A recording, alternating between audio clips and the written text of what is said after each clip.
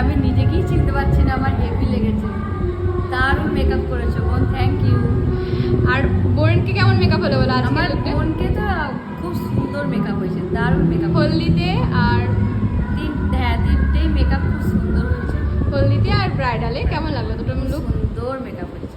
কোনো মেকআপে প্রবলেম হয়নি তো? না না, আমার মেকআপে কোনো না, প্রবলেম। বোনের মেকআপে কোনো প্রবলেম হয়েছে? না না, আমার বোনের মেকআপে কোনো প্রবলেম নেই, খুব সুন্দর মেকআপ করেছে।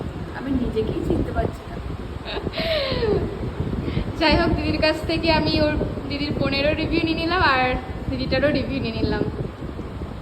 চলো, কেমন লাগলো তোমরাও জানিও। থ্যাংক ইউ দিদিটার বাড়ি হচ্ছে কোথায়?